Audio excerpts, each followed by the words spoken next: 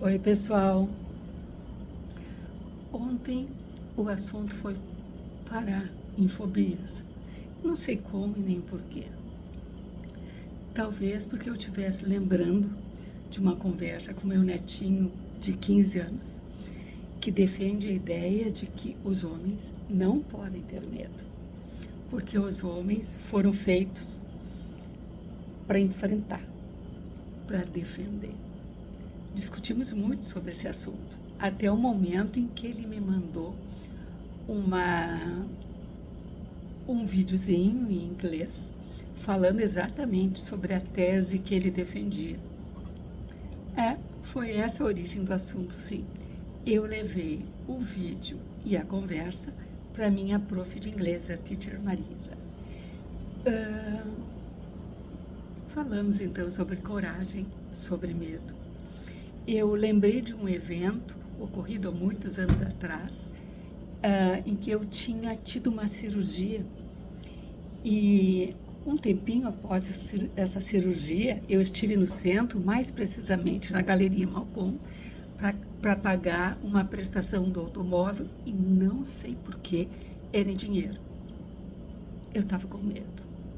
Eu estava me sentindo muito frágil, recém-recuperada e com aquela dinheirama no bolso. Eu paguei, retornei, e quando eu cheguei no andar térreo, eu me vi cercada por holofotes, porque a Rede Globo estava fazendo uma matéria sobre o medo. Naquelas circunstâncias eu fui cercada, atacada e perguntada: tu tens algum medo? Medo de quê? E eu respondi prontamente: não tenho medo nenhum. Eu havia pensado em fobias. E insistiram mesmo, porque todo mundo tem medo. E eu respondi: eu não tenho medo. Olha, imaginem dando uma resposta dessas naquela circunstância em que, na verdade, eu estava possuída por medos.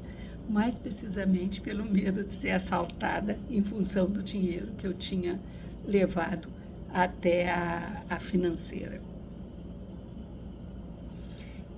Liguei para Gaúcha e pedi que não pusessem isso aí no Jornal do Almoço, que não pusessem aquele recorte da matéria, que não expusessem no Jornal do Almoço. Tarde demais. O resultado: logo depois do Jornal do Almoço, eu recebi um monte de telefonemas de pessoas próximas brincando comigo. Corajosa, hein? Bom, eu tive que enfrentar aquela. Eu dizendo que não tinha medo e sendo chamada de corajosa numa situação que eu estava me borrando de medo. Medo é um sentimento muito importante. É uma experiência íntima muito importante. Graças ao medo, nós procuramos e desenvolvemos os nossos esquemas autoprotetores. Um medo adequado e não excessivo, ele é um mecanismo essencialmente autoprotetor. Quando eu digo autoprotetor, eu digo respeito a nós mesmos enquanto indivíduos, às pessoas que nos cercam, ao nosso meio. Bendito seja o medo. Mas a gente poderia se transportar para outro tema importante, que seria a questão seriam questões referentes aos transtornos de ansiedade. Eu vejo que muitas vezes a doença do pânico é confundida com sintomas de pânico. Doença do pânico e fobia são departamentos bem diferentes dos transtornos de ansiedade, embora em situações de fobia, sintomas de pânico sejam recorrentes. Sintoma de pânico é diferente da doença do pânico. Eu gosto do tratamento de fobias. Eu gosto, por quê? Porque os mecanismos fóbicos são essencialmente intrapsíquicos, em primeiro lugar. Uma fobia sempre envolve um objeto fóbico, sensações de pavor diante das situações que levam à presença ou ao enfrentamento da situação que desencadeia a fobia.